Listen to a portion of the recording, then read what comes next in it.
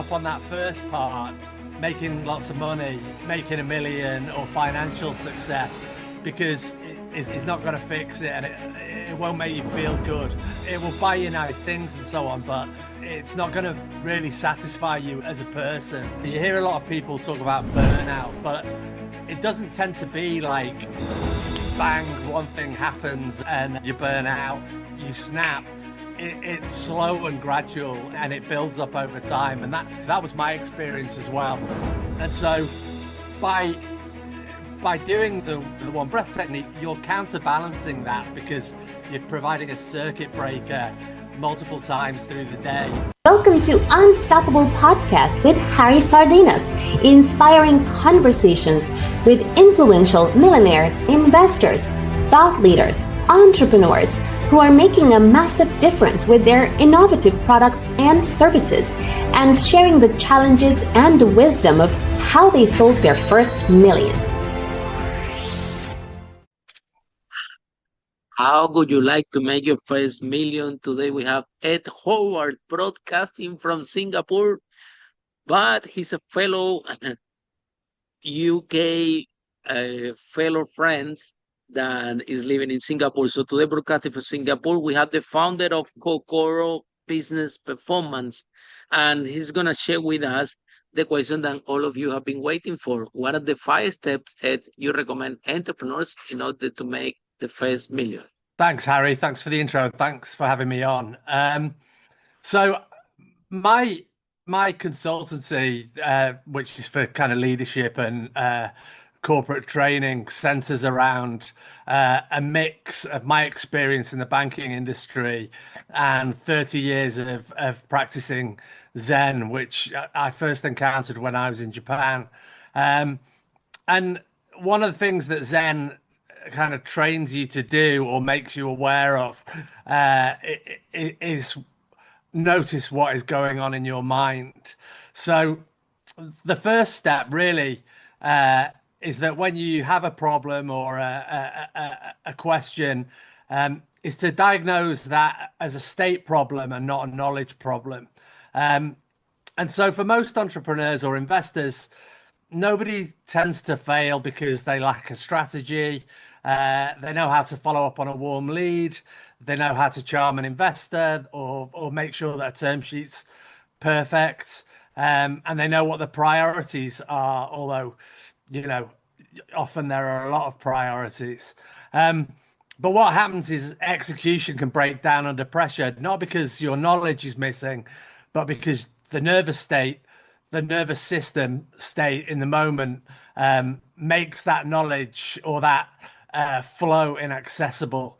So the same person who could explain the right move perfectly in a calm, debrief afterwards, or thinks of the best thing to say when they walk out into the parking lot, tends to over-explain or react defensively, or have some other kind of emotional response. So that's the first step, is to be aware of the state that you're in and that your mind's in. And then the second step is, and this is what my whole kind of business is based on, is to install a reset tool that works in seconds, that works in the moment. And this comes from years of practicing meditation. But the process I went through was that sitting for 10 or 20 minutes isn't possible when, you're in a negotiation or you're just about to walk into a meeting. And so I stripped it back to the bare bones. And so the one breath practice is basically a single conscious breath that's used as a physiological and psychological interrupt. So, it doesn't take 20 minutes.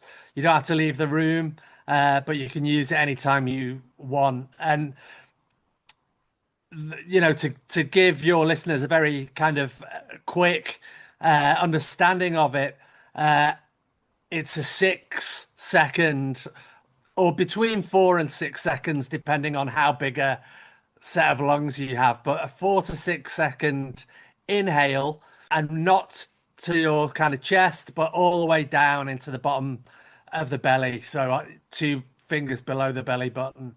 And then back up again for the same amount of time. And it's not just the breath. I ask people to put their attention on the breath as they do that. So sometimes I tell people, imagine a little puff of smoke or a cloud that's going in, and you just kind of keep your attention on that all the way down and all the way back up. And what that does is the first thing is it triggers your parasympathetic nervous system. So it tells your brain or your mind that you're not under threat. And that means that whatever action comes next or whatever decision comes next is much less likely to come from a place of fear or kind of striving for a particular goal. It just comes naturally and in a relaxed way. And the way that it does that is, physiological in terms of the breath being deeper rather than shallower up here. And then because the attention is on it, and that's the bit where it's essentially a one breath meditation, that gives your mind that is probably churning over 100 different scenarios in that particular moment, something to concentrate on, something to hang on. And because it does that, it then kind of opens you up, firstly to, allow your kind of true response to rise up. So, people talk about mindset and mastery and manifestation, and, some people will talk about meditation or spirituality, but really this is a performance tool. It just happens to have come from, a sort of 1,500-year spiritual practice. And then the third step is, as I kind of hinted at before, is to separate the reactive mind from clear decision making. So, there's really 2 modes of decision making. One is reactive, tends to be ego driven. It's what shows up under threat or pressure. And then there's the more grounded, clear mode that's available once that nervous system settles down even slightly. And the useful thing about that is, it's a kind of diagnostic that your listeners or anybody using this can apply to their own decisions. So, the next time you're in a meeting and you feel, your neck tighten or your face go red or, you feel like you're under pressure, you can probably guess, unless you composed yourself, what mode you were in. And so essentially, some people will get it straight away. Some people, it varies depending on the level of pressure that they're on at that particular time. But really, it's about, to start with, just being aware of what state you're in at that particular time. And so go on, Harry. Yeah, go on.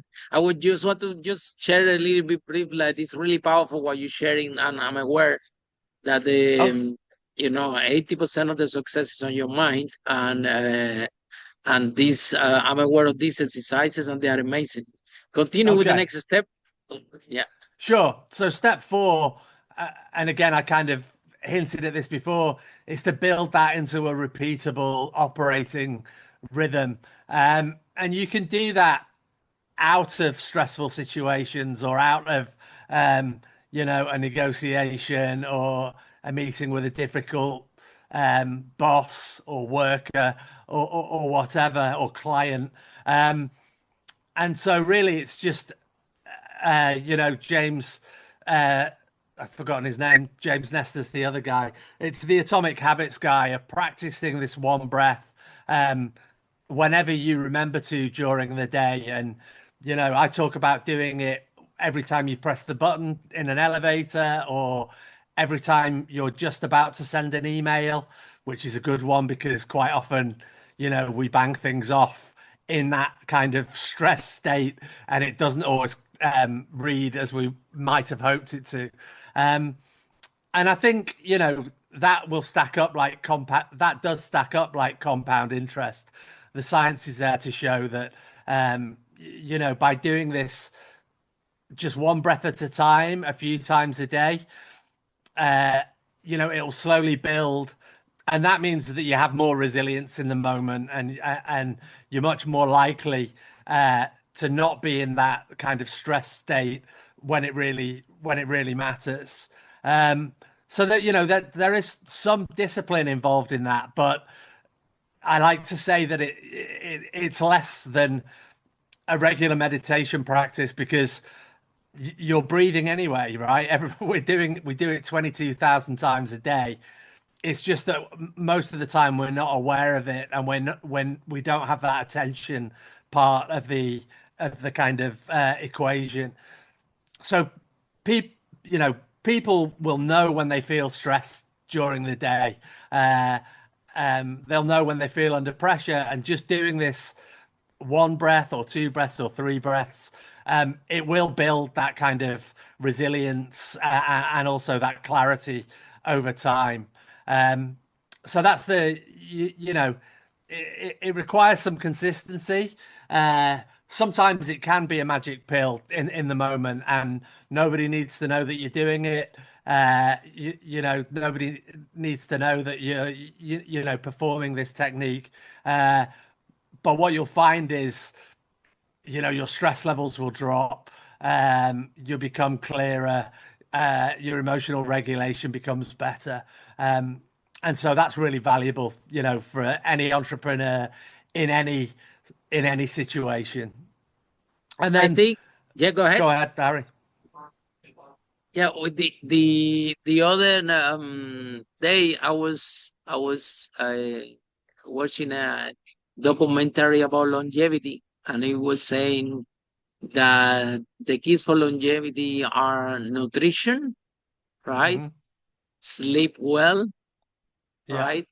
Do a lot of exercise like yeah, cardio and also some weightlifting. But the other yeah, component was stress. And yeah, I think that this is the most difficult for us to entrepreneurs to handle. So what you talk is really, really important. Because what's the point to make all this money if we cannot enjoy it because yeah. we have a stress. So I Exactly. just want to enhance this. Yeah, definitely. And I've been through this myself in, kind of high stress environments in banking, on trading floors, and it builds that stress builds over time. So, you hear a lot of people talk about burnout, but it doesn't tend to be like bang, one thing happens, and you burn out, or you kind of you snap. It's slow and gradual, and it builds up over time, and that was my experience as well. And so by by doing the one breath technique, you're counterbalancing that, because you're kind of providing a circuit breaker multiple times through the day, where you calm that system down, and the fact that you're breathing more deeply, and through your nose, makes a big difference in lots of other ways as well. It kind of slows the release of cortisol and adrenaline and other stress hormones. It actually filters the air better, so you're less likely to get sick and so on. And so, yeah, I think stress is probably one of the biggest killers, but it's very difficult to kind of quantify. And From so, this yeah, go ahead. go on, go ahead. From this podcast, we want all entrepreneurs to be healthy, wealthy, and happy. Yeah, And having like out of the 500 millionaires we interview in this podcast, uh, the level of pressure that we're dealing with in the daily basis is completely different that when you are at work, regardless as you share, right? When you are at work, Even you have a lot of pressure that is intense. However, entrepreneurs, apart from all that, we have the pressure at work, we have the pressure that we have to pay salary, we have the pressure that if we make a mistake, we Yeah. have to pay with our own pocket. So it keeps adding up. Yeah. And emotional pain can become physical pain. Like if you're so stressed out, uh, it's not only that you burn out, it can give you a heart attack, can give you cancer, can give you. So it's not Yeah. that this emotional pain, oh, that's okay, I'm just stressed. Eventually, you need to deal with because it can turn out in overweight, for example. I'm, Yeah. I'm, Yeah. I'm part of that club. Yeah, right. I'm slightly overweight. I've been working with this since 20 years in my life as an entrepreneur, Hmm. which is and it's mainly because of stress. I eat very healthy, in fact, right? It was an experiment that they say that they give the same amount of food to two mice, right?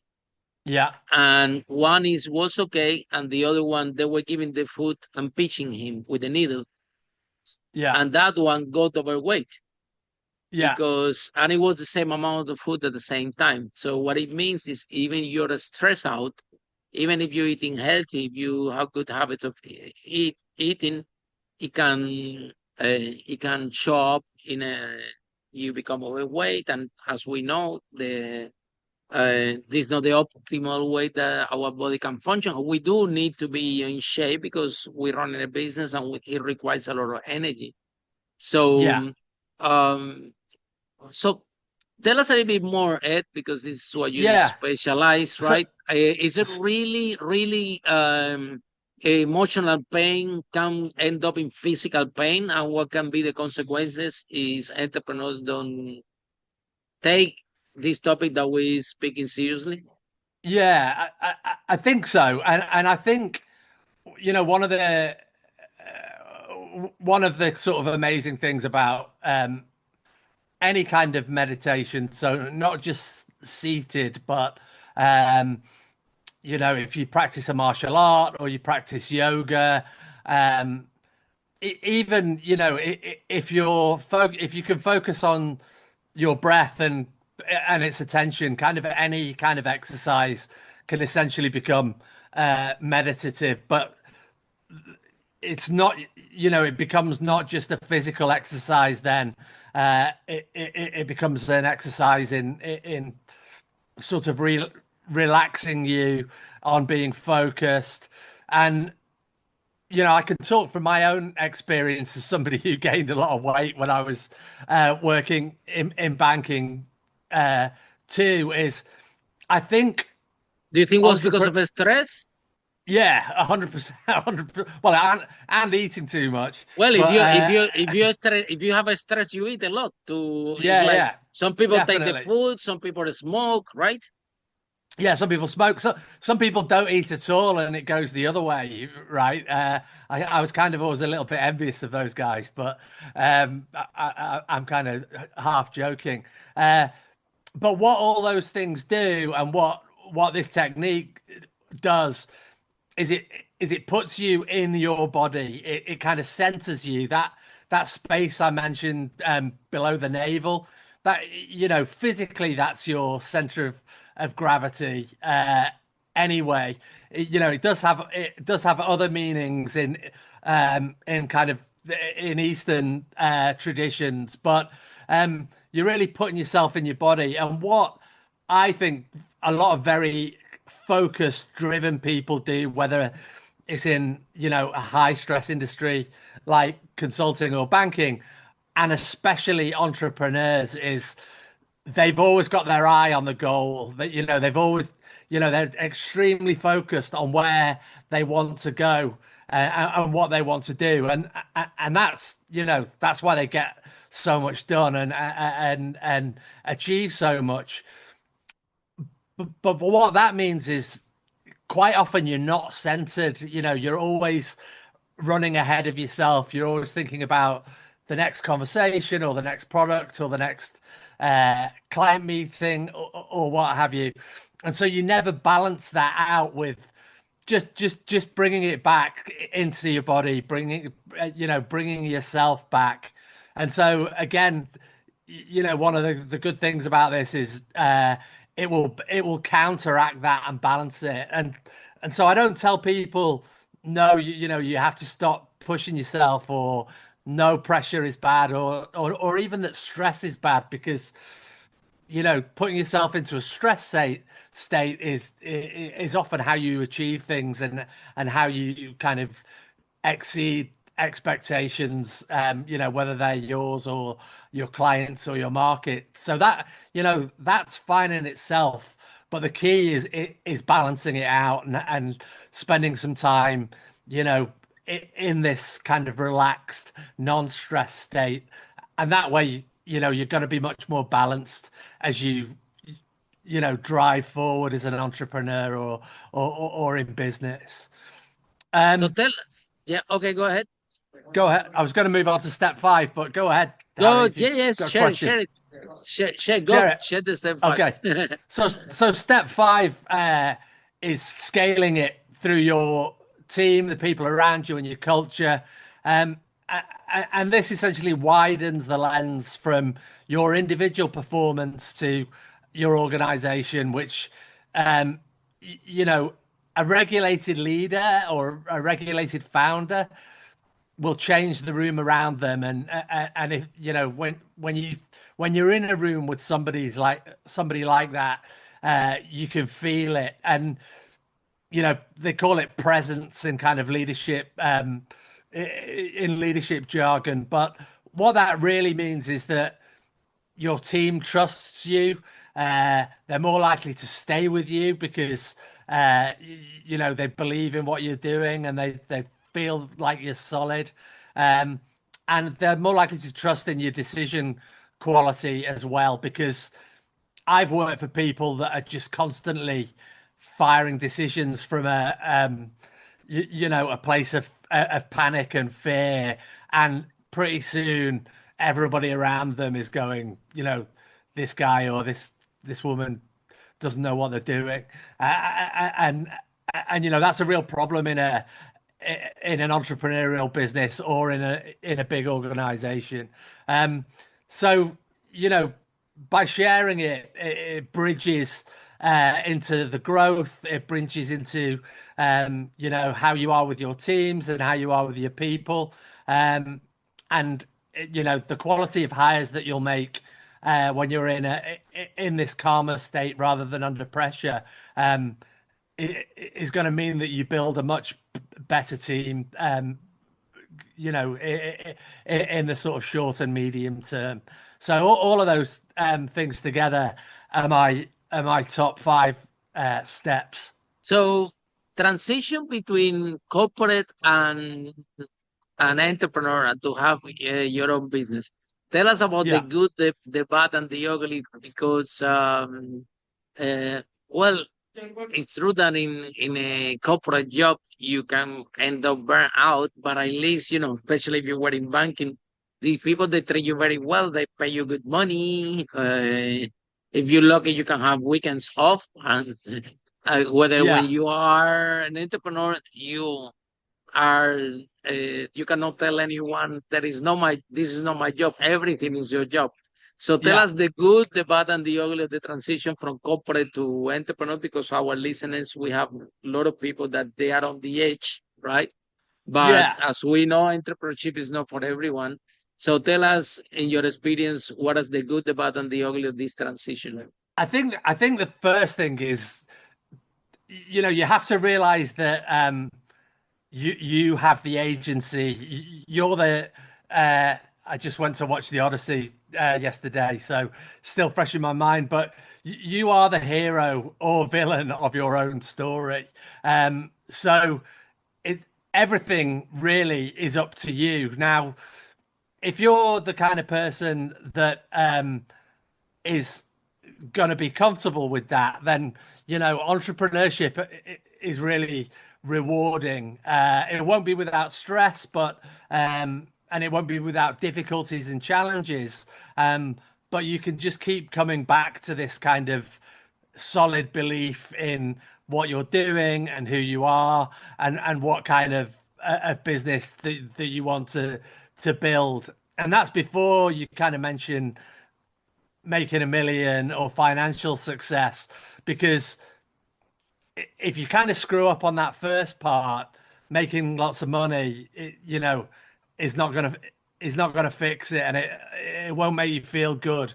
It will buy you nice things and so on, but it's not gonna really satisfy you as a person. So, I think that's the first thing, and for me, I found, I've had two goes at entrepreneurship. The first one was kind of cheating because I consulted as a kind of compliance expert when I was in London, and that was already my job. But what I learned from doing it kind of as a lone wolf and from outside the system was that, there was none of the politics. I could kind of speak much more freely because I wasn't worried about bonus or getting on someone's good side. And so I found it much freer and much easier to operate like that. And I should have taken note of that, but I got pulled back in to banking when somebody came to me with a job in Singapore. But when I left banking kind of the second time, it, I think at first, getting clear on what it is you want to do, that was probably the hardest bit for me, because I got these kind of what I deemed completely separate strands running through my life, and one was the kind of hardworking, finance, have 20 years in banking, finance expert, and one was this kind of real deep interest in the mind and in meditation and so on. And so it took me a little while and lots of note taking and quite a lot of thought, and actually just having a break from that kind of pressure to allow it to bubble up. So you see this recommended in other leadership books that people should make time to spend a couple of hours a week, or 3 hours a week, where they just walk away and walk through the city you're in if you're in London, or because the weather's usually not too hot there. It's a bit more difficult in Singapore or Miami. But having that time to expand and feel your focus come from this kind of narrow drive to something more open and more creative, I think is really important. And Bezos, is a massive proponent of that. I know he does it, I think, pretty much every day, and pretty much always has done. Steve Jobs was really interested in Zen and did it as well. So if you want to come up with creative solutions to the issues that you have or the problems that you're facing, you've got to be able to no pun intended. You've got to be able to breathe, and you've got to be able to feel that kind of focus widen. And so, I think that's the two big differences, from my experience anyway. I really love. In fact, I've never loved anything as much as I love what I do now. And I guess it's worth So saying why that took you so long? Why took you so well, long? Quit banking. Sometimes the worst day of our life become the best day of our life. So yeah, no, it's not only to you. We have a lot of people we have interviewed in this podcast. They have been telling me, Harry, I've been bullied in my corporate work. Nobody takes me seriously. I've been there for 20 years, and then COVID came. They fired me. I have my own business, and I'm so happy now. And yeah, I'm asking them, well, why it took you 20 years? yeah. So It's a great well, not question. even 20 years. She actually Yeah, they got fired actually, right? yeah, Otherwise, If this doesn't happen, it's still the would be in the corporate job, Yeah. dealing with this, which is create stress and emotional pain, as we discussed before. So Yeah. why is this happening? Is because of the other side of corporate that they actually pay you very good money, and you have some safety net. So Yeah. what really takes to take a decision? Yeah, I think sometimes it does take a push. For me, it was actually my dad passing away that was kind of the moment that I Oh wow, thought, sorry to hear that. no, no, no, it was like 2019, and it was just before COVID, so he missed all that fun. But I think sometimes a big life event can be the the trigger. Turning point. Yeah, the It was for turning me point. also. It was for me also. I What think what what was yours, Harry? my dad got sick, got cancer, Yeah, and we were very tight with finance when this happened. So I said, yeah. well, I had to have a business. I cannot work. I was working in a pub in London, Oh, really? in Pub Britannia, Euston Station. I think I was Oh, yeah. I making know what you mean. five 525 per hour. I'm telling you, 20 years ago, right? Yeah, This yeah, pub is not there anymore, right? But it used to be a Pub Britannia there in Euston Station. That was my yeah, first job in London, and and my dad got sick and got cancer. I'm making 525 per hour, and then he's in Spain. We need to send money. I don't have even money for travel. The whole thing become a situation that I had to take a decision to. I opened the book of Road Kiyosaki, read, and I said I'm gonna do my property business. we right, right.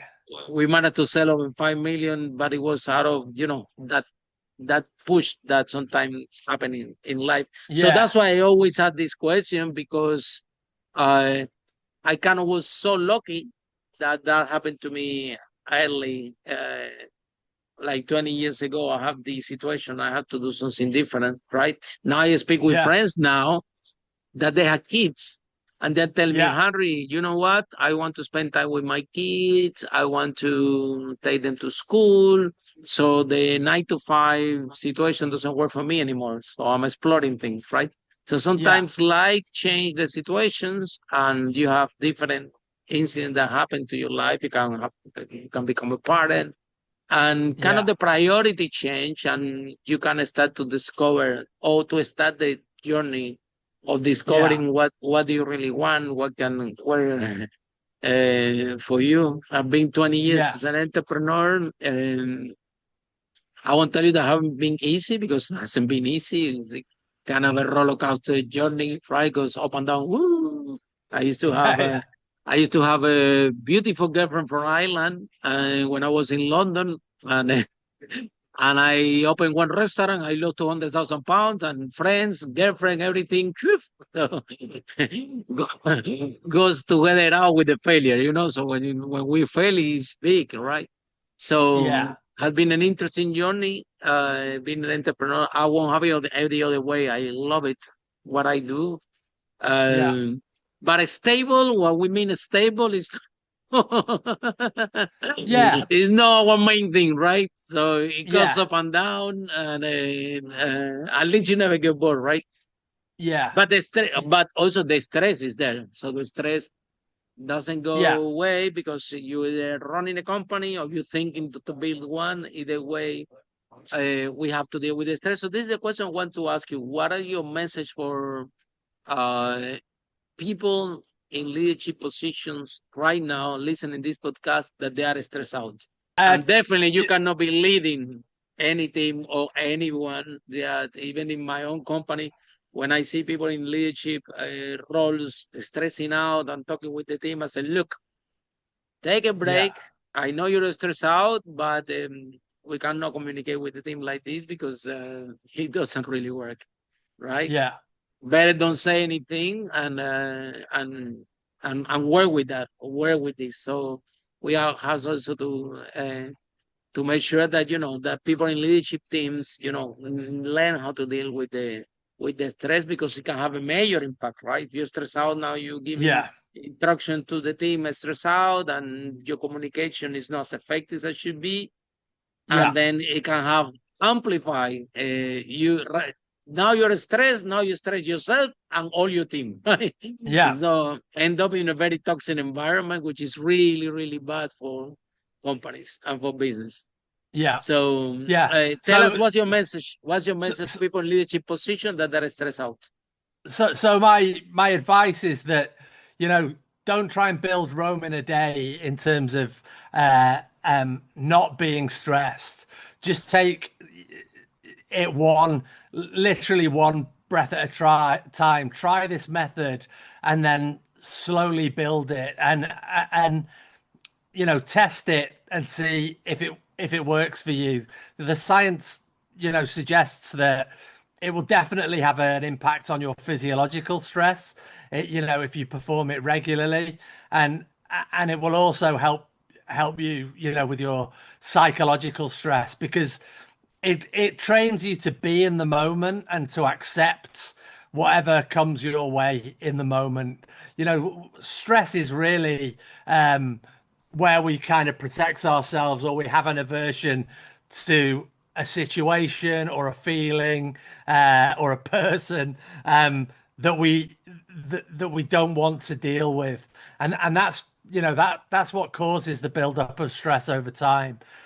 Whereas if you could be in the moment more often during your day, you learn to kind of ride that like a wave, rather than attempt to protect yourself, which is what causes this buildup of stress and tension. So just to take one breath regularly through the day, use your attention to follow it, so it gives that tornado of a mind a little break, and keep trying it and see what happens, because it works. I wouldn't stand behind it if I wouldn't stand up and talk about it and stand behind it if I thought it didn't work.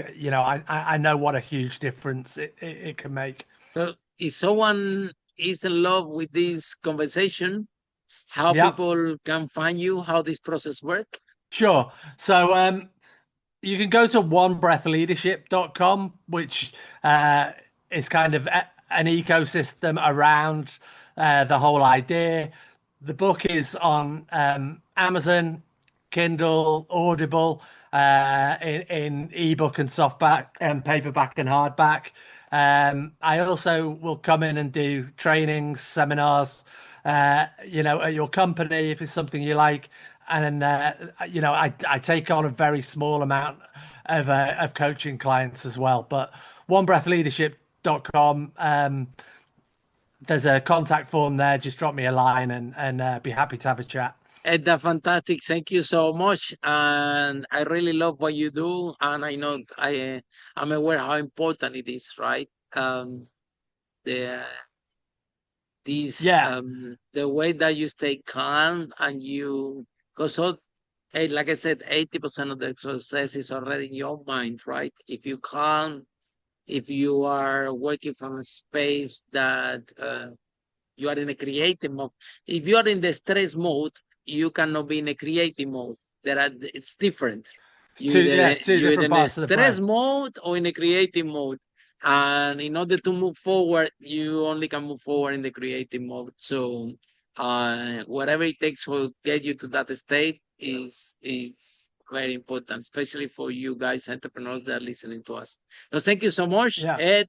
That's been fantastic. Harry. Yeah. Fellow people from UK, broadcasting from Singapore. I love Singapore. So I'm looking forward for all of you listening to the podcast here in our next episode of Unstoppable. How brave entrepreneurs like Ed break that wall and achieve the first million. Bye for now. Follow us for more interviews with world's most influential, audacious entrepreneurs that overcame challenges and adversity, providing you with the blueprint of how they sold their first million so you can grow your business exponentially.